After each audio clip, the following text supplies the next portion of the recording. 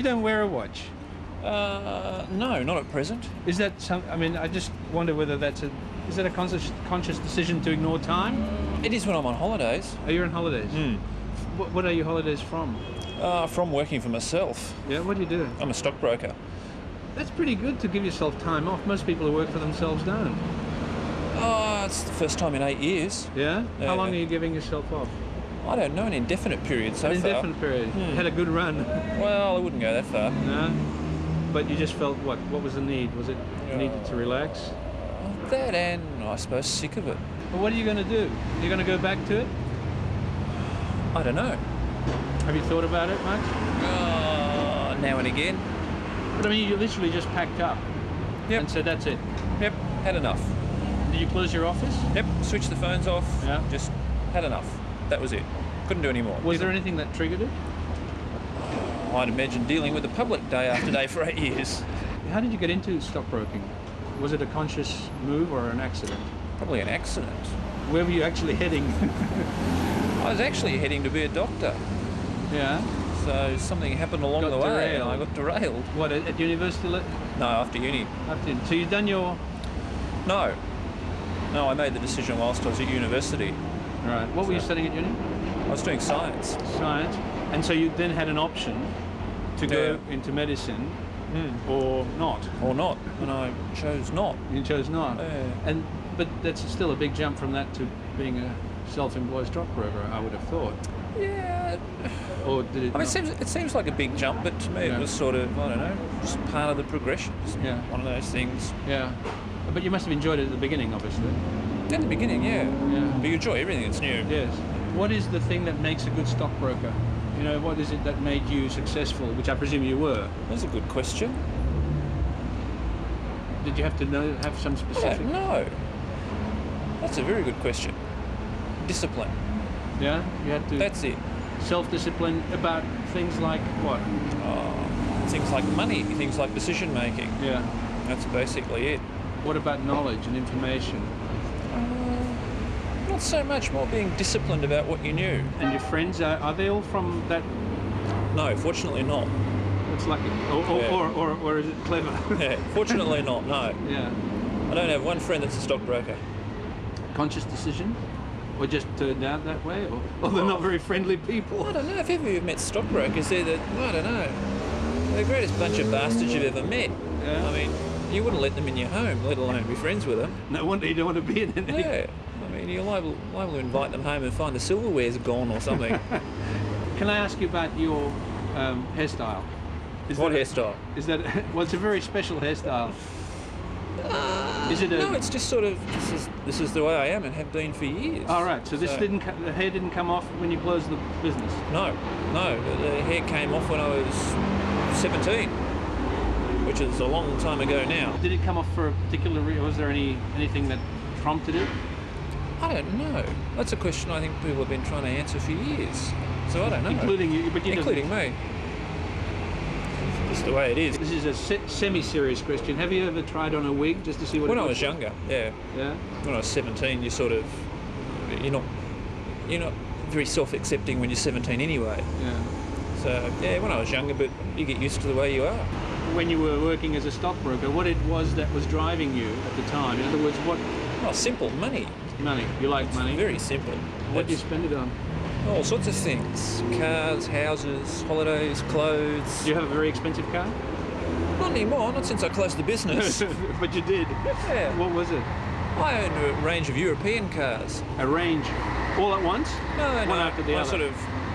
My company owned them, so they went quite regularly. I've got a little Japanese buzz box now. Right. Does it matter? Occasionally? Yeah, occasionally. Yes and no. I mean, you can always go out and buy another one, but it gets you from A to B. Did you buy any nice paintings? No, I've never been a painting person. I thought stockbrokers' offices and lawyers' offices were full of paintings. I think they often delude themselves that it actually gives them some veneer of culture. That's right, yes. But no. You didn't need that. No, not at all. You know, you were saying before about some of your peer group you weren't terribly impressed with, that's the word. How about yourself? Were you able to maintain your own moral or ethics largely. standards? It's one of the reasons I left the business. I was the only moral person I knew. So Felt a bit lonely and isolated. I did actually. I was the proverbial shag on a rock. I haven't seen a beard this long for a while. How old is it? About 7 years, mate. 7 years? Yeah. Uninterrupted growth. Yeah. What made you start growing it? My father's got a beard as Yeah. well. I come off a dairy farm, mate. All right. Live up to the image, mate. The bushman. All right, you're a bushman. Oh, I come from the bush, yeah. What's your name? Mark. Mark. Yeah. Mark Bushman. What are you doing? Just hanging around St Kilda and enjoying the sights. Coffee and, Are you and local? lunch. Yes, Yeah?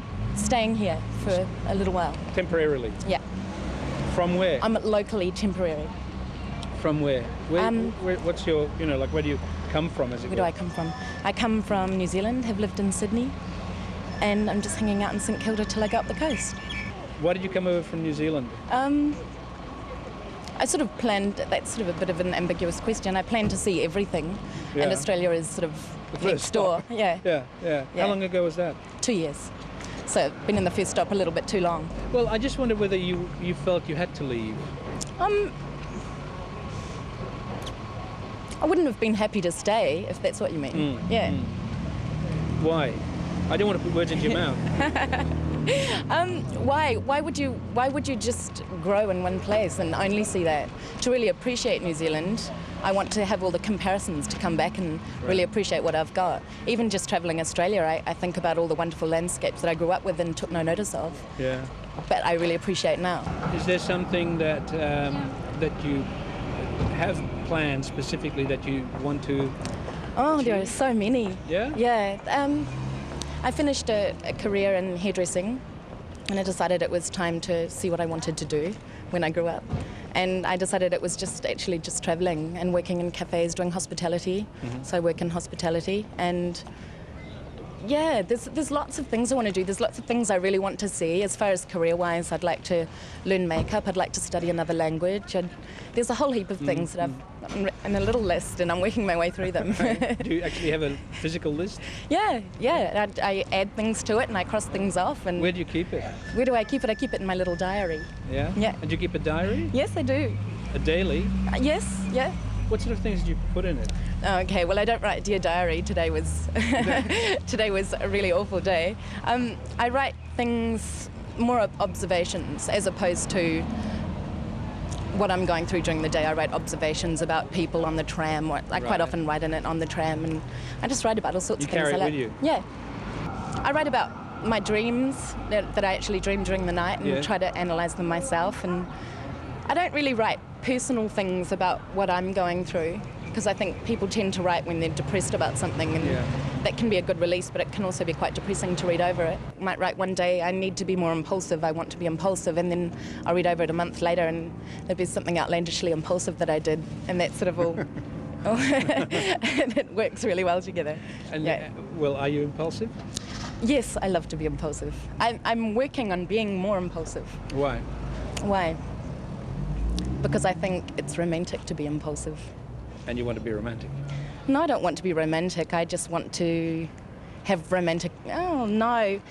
And let's talk about romantic too. Like, I think my idea of being romantic might be a little bit different. I think romantic in the sense of...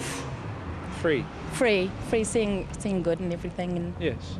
And do you do that with people? Do you tend to see only the good sides of people? I try to. I don't think anyone really, really does, but you can work on a lot. I try to be really positive more than actually see good things in people. I think I just try to be positive, and in being positive, then that is something sort of like that is derived from that. What do you think is the least positive aspect of your character? The least positive aspect of my character. Is there a downside? Ooh. Is there a weakness somewhere? Oh no, that's awful. I couldn't. No, if I'm going to be positive, I'm not even going to start going into that. Where would you like to see yourself in 10 years from now? 10 years. I'd like to see myself, so that'll make me 32, I think. I'd like to have a lot behind me and be really happy somewhere. Maybe own a little bed and breakfast where I can meet people that are coming in and travelling. I'd like to keep with stimulation, like if I'm in a relationship or have any children, I'd like to also be somewhere where I'm constantly surrounded by interesting things. And I wouldn't like to see myself married with children at 32. Not at all. In fact, I hope I never get married. I'd like to fall in love and be really in love, but I hope that marriage isn't a part of that. Right. I don't think it should be. How long would you like to be really in love for? Oh! Okay, so I'm 32, I've travelled the whole world, I have all these wonderful things behind me. Maybe it's time to have one true love, if there is any such thing, which is a constant debate I have with my friends. We sit around and talk about, is there such thing as the one person? And what's the general consensus of opinion? The general consensus is half and half. Half believe that there is one really special person and that we will find him. I mean, her. there is only one special person in the whole world. No, but there is one that you'll find. Okay. Like there is one that will come into contact with you. Right. And the other half have become cynics through broken hearts and Yes. yeah. I've never really been the type of person that had long-term relationships. So I've never really been a sincere heartbreaker. All right. Well, let's put it on another It's footing. more of a fleeting romance that left on my Yes. decision, and whether the hearts were seriously shattered afterwards, I don't really know. I didn't look back. I just threw my heart out in front of me and I ran and I caught it. I love men. I feel sorry for them. It's a hard world for men. I think I'd like them to grow up a little bit. Even though you never want to grow up. I don't want to grow up. I'd like some men to grow up a little bit. I think the general statement is that we all need to connect a little bit more and get in touch with our feelings a little bit more. And that's not just for men. That's for everyone in the world. Mm-hmm. I think there are a few guidelines that everyone has to stick to, not just men. How old is your beard, sir? 17 years. 17 years, non-stop. Yeah, in between trims. Yeah. First beard? Yeah, Yeah. What made you decide to grow it? got sick of shaving. Do you think it's changed you, your personality? No, not really. You- I think I've always been a bit of an idiot, so I don't think a beard makes any difference. We're beard watching today.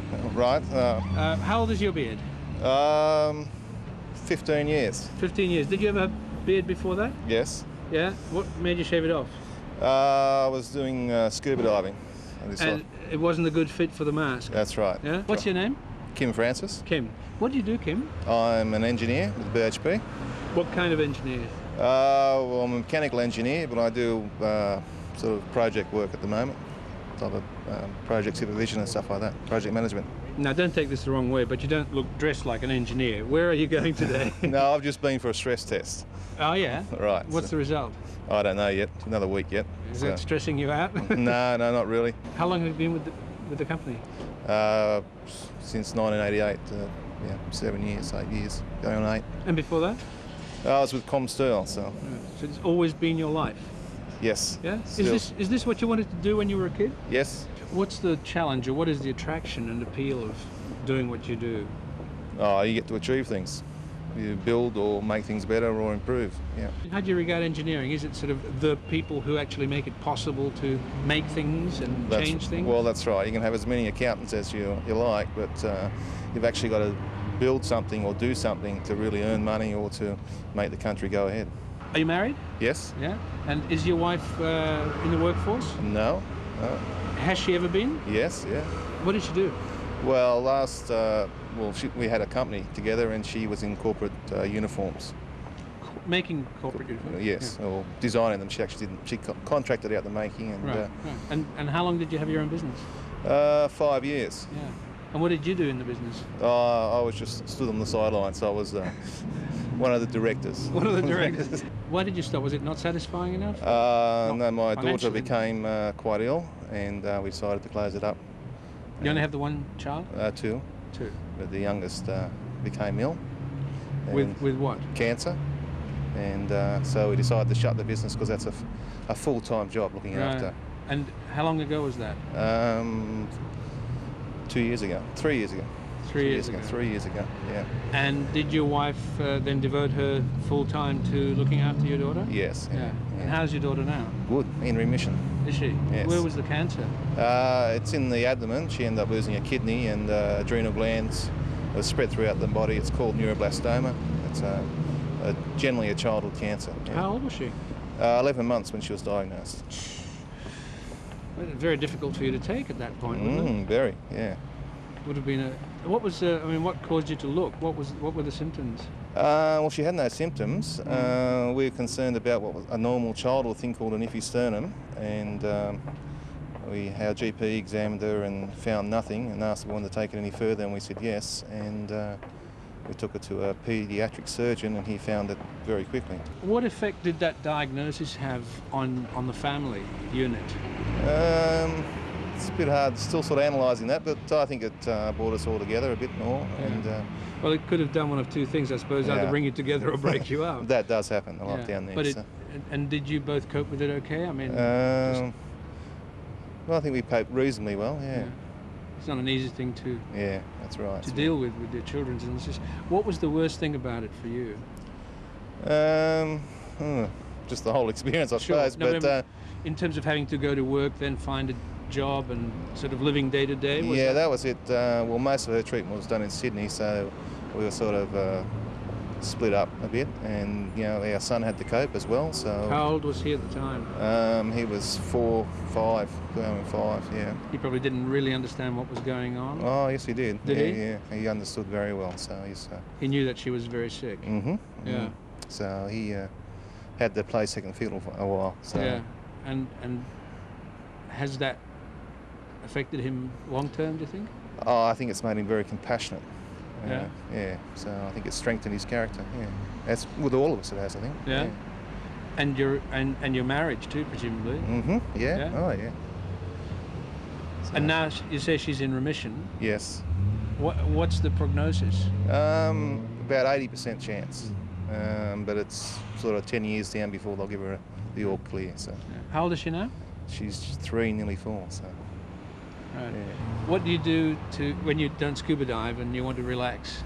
Oh, not much now. Not much? No. Indoor hobbies? Indoor well, relaxation? Yeah, we're only sort of thinking about picking up our life now, so... Looking at people with beards. Now, you've got an unusual one. Yes. Tell us about it. Mate, it's just a bit of growth, really. Are you going to grow it? No, you I'm want not, to keep it like that? Yeah, I'm not growing it. Just going to shave it off shortly. A wonderful beard. How old is it? It's a very well-kept beard. 4 years. 4 years, is that all? On and off. Yeah? Did you have one before? I've had beards all my life. Yeah? Since you were a baby? No, since I was puberty. How big have you had it? Not much bigger than this. Yeah? I've had whiskers that touch my ears. Yeah? They just about touch it now. Yeah, yeah. But it tickled your ears, right? No, I was just trimming them up and I couldn't get it right and went right back, and then I cut the whole bloody thing off. Did you? Right. Wish I hadn't then. And listen, the other thing that intrigues me is in your left ear, there's a very interesting, I can't tell what it is, but it's a car, oh yes I can, it's a pirate skull and crossbones, yes? Right. I've never seen one of those, at least in an ear before. What's the story? well, a lot of people think I look like a pirate, and one guy in particular gives me heaps about it, so I decided to stir him up and buy a skull and crossbones. Who are you? SBS. All right. We do a series on pirates, or pirate lookalikes. Are you a lookalike or a real one? No. No. Why does you think you look like a pirate? Just because of the scarf? They think I look like a pirate or I'm a biker. Right. And I'm not either. And you're not either. What are you? I'm a combi driver. A combi driver? Yeah. Folkly? A folkie. A folkie? Yeah. Yeah, well, what do you mean? I don't get paid to drive a combi. That's what I mean. Manage a band. Yeah? Great band called Sligo Maid. Right. Plays folk rock music, won 2 national awards. And you obviously enjoy doing it. A great band. Yeah. They're huge. How long have you been with them? I started off as a fan. Yeah. And you said, can I manage you? yeah. Why? Because they weren't being managed properly? Because I could see a lot of opportunity for them, and the guy that was managing them, he wanted to just do the sound and play, and he's a friend of mine, so he was interested in teaching me. And how long ago was that? About 2 years now. Do you have a relationship, a partner, a wife? We're getting way off the beard situation here. Oh, I hadn't noticed. And we're getting very personal. Yeah, well, it's front up. All right, no, I don't have a partner. Where do you drive the combi? Well, it's a camper van, and as a folkie, I go around to lots of festivals. Right. So provides me with a cheap way of getting around. You say you're a folkie almost like it's a way of life. Yes, most definitely. It is. Yes. What else belongs in that way of life? And just give us a little glimpse. Oh well, how when you you live. go to folk festivals, you meet up with all your friends again, and Yeah. it's like an extended family, and you tell Right. tales and sing songs, and Sounds a very relaxed, stress-free Oh. life. fantastic. Is it? Just doesn't pay enough money. When you say you're a folkie and you have this particular lifestyle, is that something that you always wanted to do and you're doing it because you like doing it? You know what I mean? Like, is this sort of like a dream that you're living? No, it's not a dream I'm living. It's something I discovered as I got into it. That's what I mean. How did you discover it? Ah, well, my dad was a drover, and I learned a lot about the bush and Australiana. And my brothers were in bush bands, so we learned a lot of songs there, and then we graduated to Irish music. And as we travelled around, we found that the people in the folk scene had an etiquette and a morale, so, morales that, and the non-materialistic outlook in life, and the green environmental thing, and non-sexist and non-racist attitudes, and all those things are what I... You felt at home with that? Yeah. Yeah. Yeah, it took me a long time to realise that it was particular to this group. But then I went to uni and sort of that wakened me up to lots of other things, and now I'm the president of the folk club. What did you leave behind? I mean, what is the change that this represents in your life? Long way off the beard. No, the beard is part of it. It's part of you. I left behind a yobbo, sort of, suburbia, family life. Aimless, directionless?